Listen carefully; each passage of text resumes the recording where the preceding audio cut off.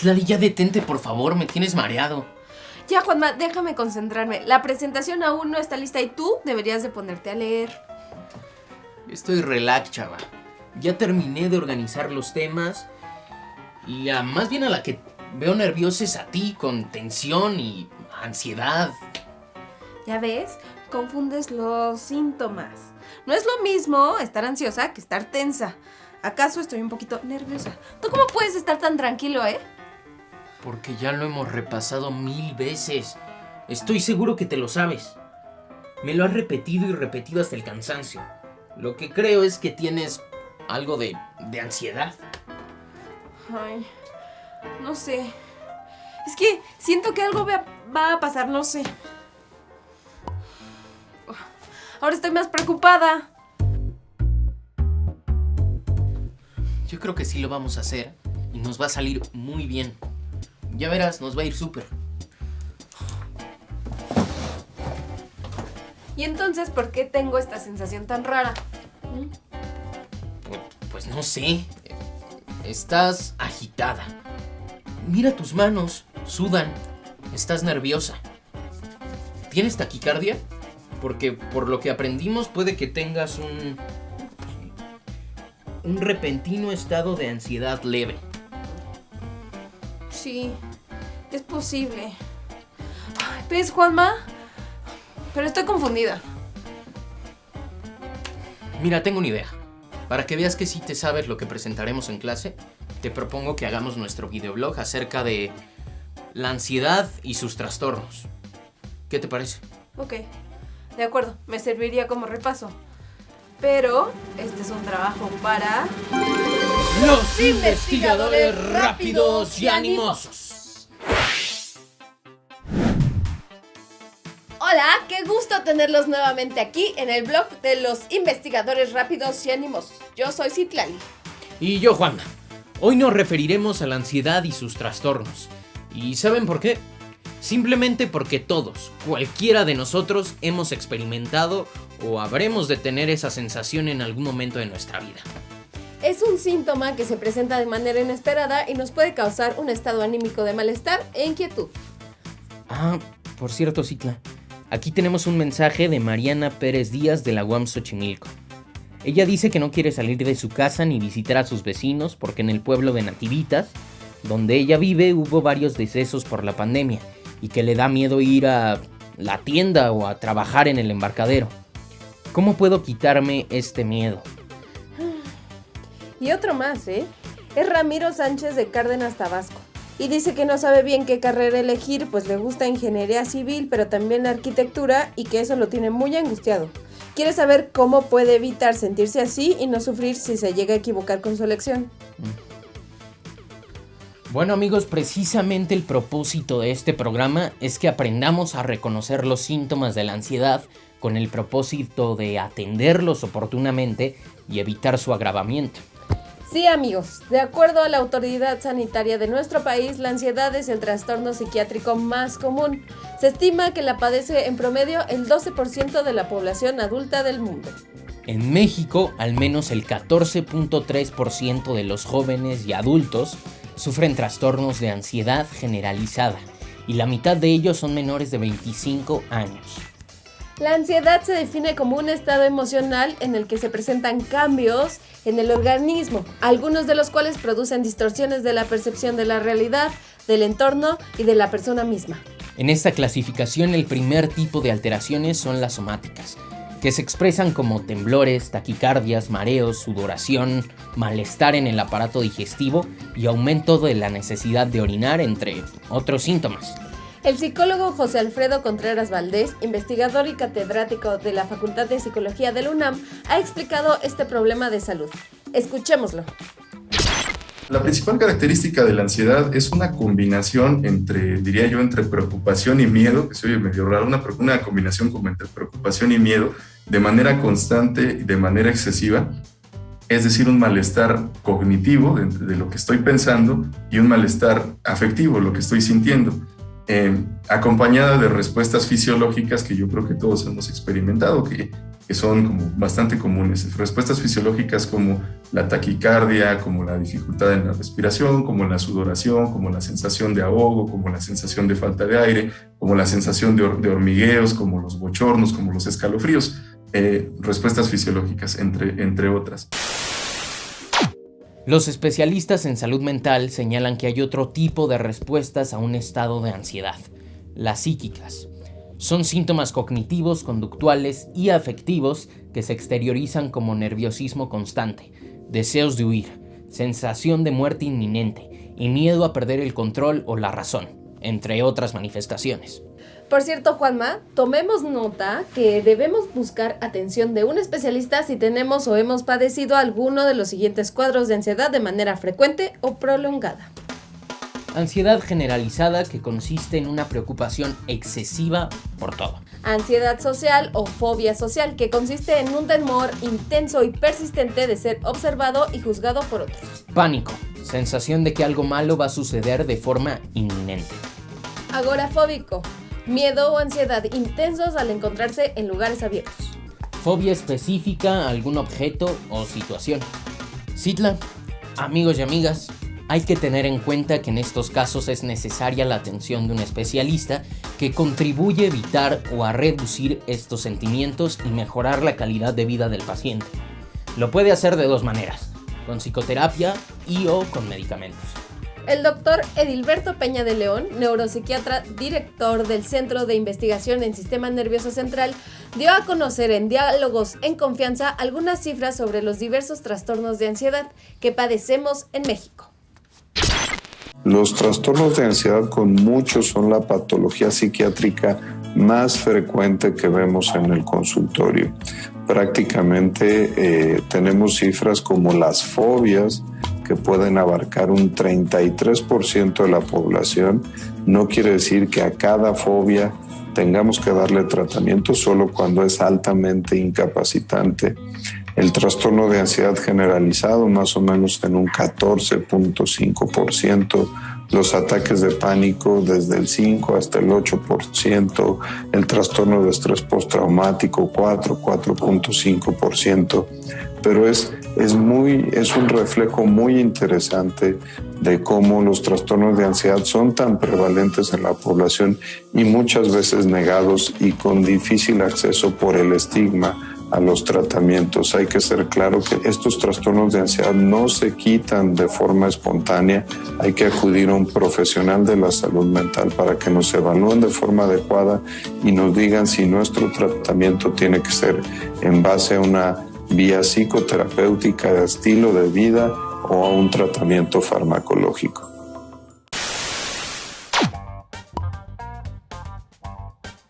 Juanma, es importante reiterar que si la ansiedad dura más de 2 o 3 semanas o es muy intensa, se vuelve patológica, por lo que es necesario la pronta intervención de un especialista en salud mental. Así lo explicó el neuropsiquiatra Edilberto Peña de León. Hay una proporcionalidad entre el evento que yo tengo, la amenaza que estoy sintiendo y el uso de recursos y mi malestar. Eso es el flujo normal del estrés. Cuando no se presentan estas circunstancias es cuando ya tenemos una ansiedad que es patológica y que es definitoria de una enfermedad. Cuando se presenta esta sensación de ansiedad sin estímulo muchas veces, ya es una marca para considerarla patológica. Cuando es desproporcional al estímulo, tenemos una amenaza de este tamaño y mi sensación es así de grande, y es una segunda marca.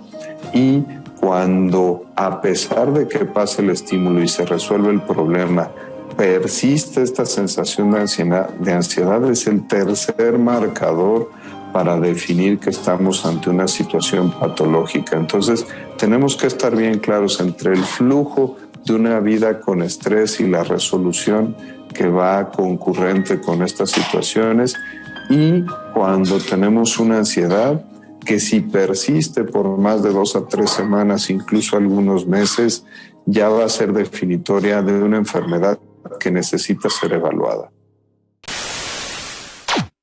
Aunque no existe forma de prevenirla, pues incluso la persona que padece ansiedad puede tener un componente hereditario, algunos especialistas recomiendan modificar el estilo de vida con acciones como las siguientes. Dormir al menos 8 horas. Tener un horario regular para despertar y acostarse. Comer saludable. Salir de casa y hacer ejercicio todos los días. Alejarse del alcohol y las drogas. Hablar con familiares o amigos cuando se sientan nervioso o asustado. Integrarse a algún tipo de actividad grupal, como un equipo deportivo, un círculo de lectores o un grupo de teatro, así como tener un contacto más cercano con la familia, por ejemplo. Es importante recordar que un tratamiento para la ansiedad lo debe llevar a cabo un terapeuta entrenado y calificado. Hay diferentes tipos de psicoterapia que pueden ser útiles para tratar el trastorno de ansiedad generalizada o TAG. Uno de ellos es la terapia cognitivo-conductual, que contribuye a entender los factores que la provocan. Esa terapia ayuda a reconocer y reemplazar pensamientos que nos causan pánico a fin de evitar la idea de que problemas menores son una gran amenaza. En ocasiones es necesario el tratamiento de la ansiedad con medicamentos. Por lo general son ansiolíticos y antidepresivos, pero pueden tardar semanas o a veces hasta meses para que sus efectos actúen.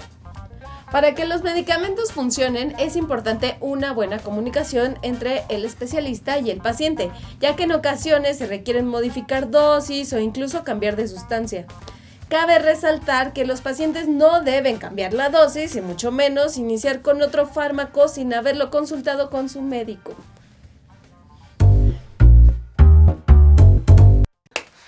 Ay, Juanma, muchas gracias por la idea del blog, ya me siento más tranquila.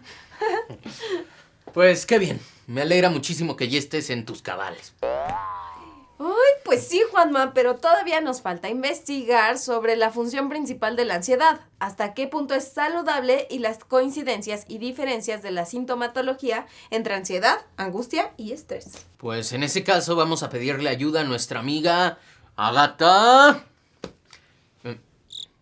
Agatha, ¿estás por ahí? Hola, sí, ¿qué necesita? ¿Cómo ayudo? Queremos ver si tienes información sobre la función que tiene la ansiedad en las personas.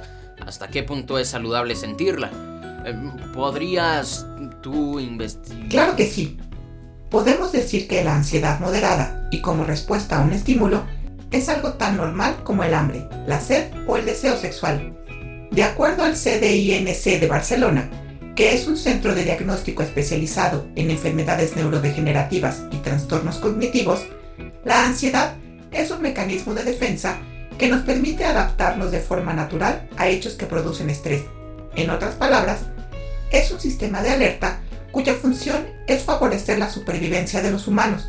Por ello, se debe entender que la ansiedad es una función adaptativa que nos permite a hombres y mujeres prepararnos ante una situación de peligro.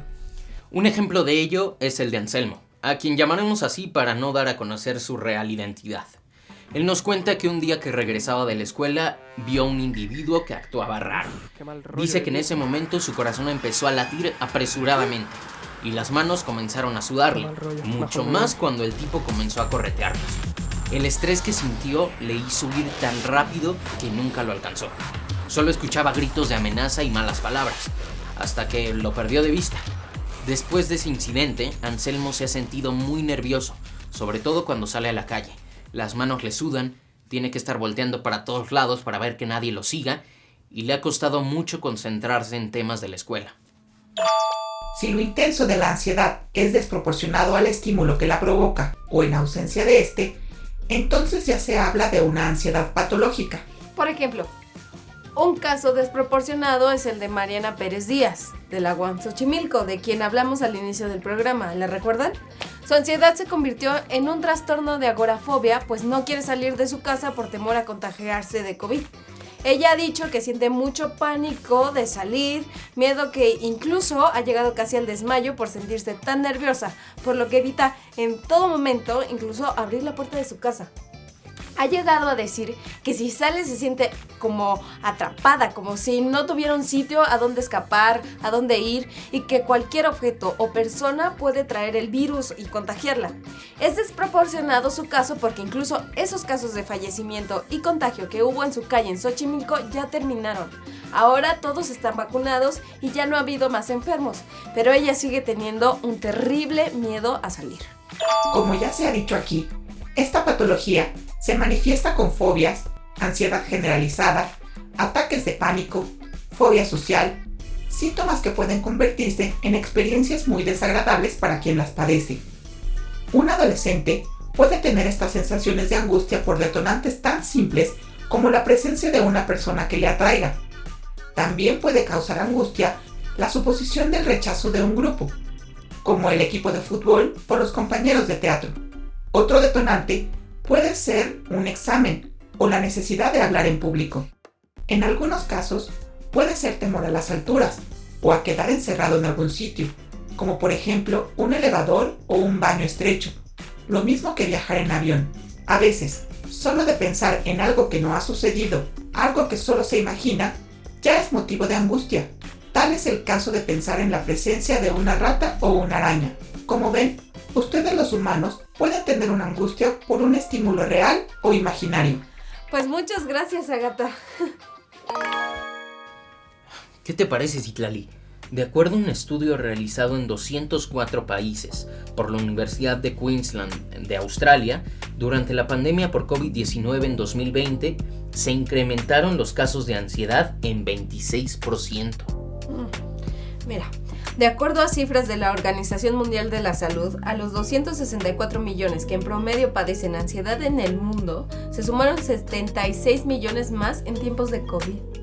De hecho, también la investigación arrojó que las mujeres resultaron más afectadas que los hombres y los jóvenes más que los adultos mayores, especialmente por las consecuencias sociales, económicas que dio la pandemia.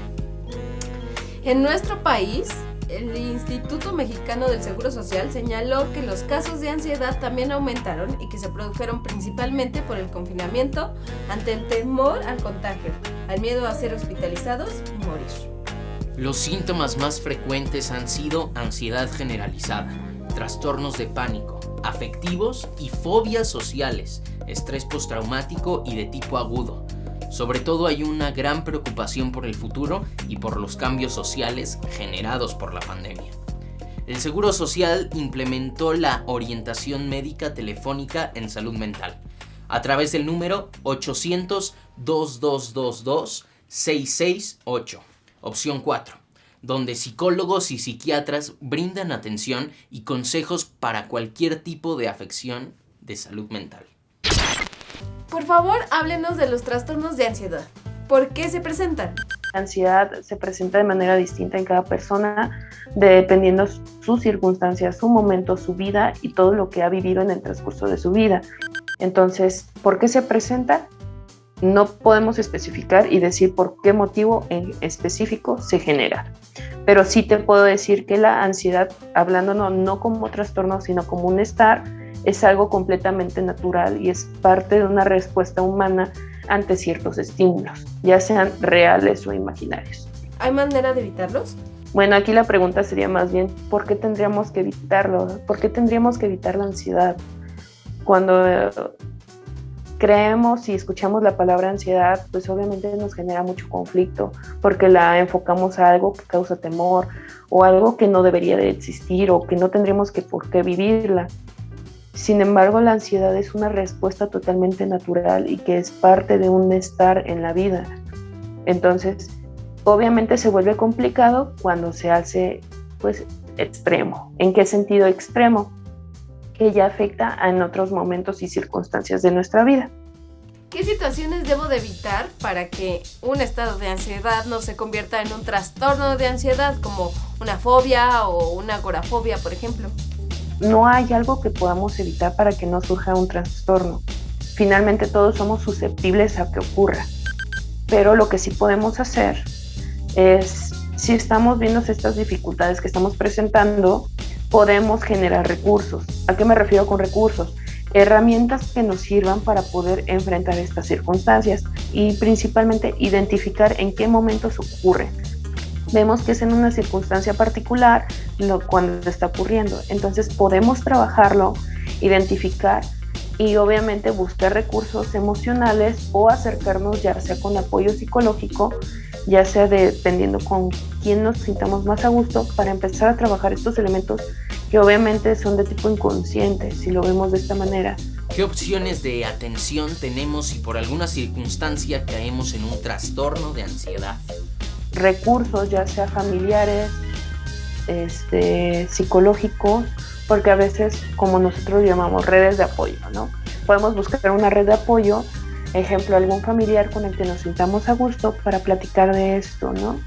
Y obviamente, al sentirnos acompañados sin confianza, podemos buscar una posibilidad de ser atendidos y trabajados y escuchados de la manera que es necesaria. Ante un ataque de pánico a una persona que está conmigo, ¿qué debo hacer? ¿A dónde la llevo? ¿Cómo lo tranquilizo? Lo mejor que podemos hacer cuando una persona está ahí es tenerle paciencia y escucharlo y estar. Creo que a veces creemos que estar es tener que hablar, tener que decir algo necesariamente. Pero a veces el estar es solo estar sentado con la persona que está padeciendo la crisis. Obviamente, ya hablando en una circunstancia donde hay un daño físico, tener algún número al cual recurrir. Si, por ejemplo, tiene su psicólogo de cabecera, ok, nos comunicamos con el psicólogo, solicitamos su apoyo y va a dar un acompañamiento como debe de ser.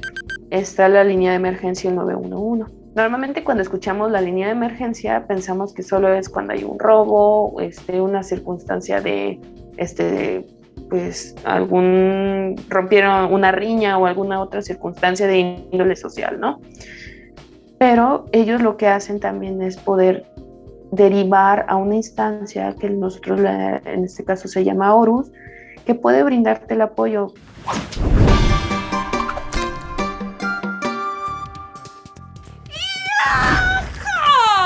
¡Primer consejo ninja!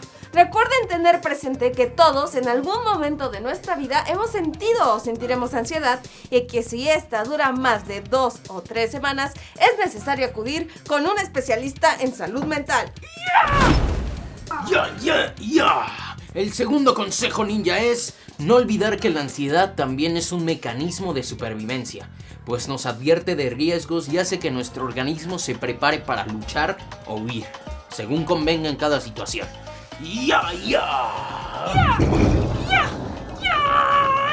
El tercer consejo ninja es aprender a distinguir las respuestas de nuestro organismo ante un ataque de ansiedad para determinar su gravedad. En un caso leve, los cambios son fisiológicos, como taquicardia, dificultad en la respiración, sudoración, bochornos o escalofríos. En un caso grave, hay distorsión de la realidad. La persona puede verse impedida de realizar actividades cotidianas, por lo que requiere de inmediato atención de un profesional.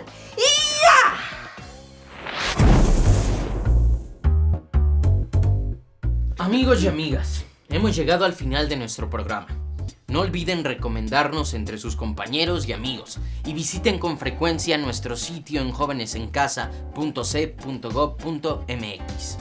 Hasta la próxima, diviértanse sanamente y mantengan un estilo de vida saludable para evitar al máximo la posibilidad de sufrir ansiedad. Yo soy Citlali. Y yo soy Juanma. Y yo, Ágata. Adiós.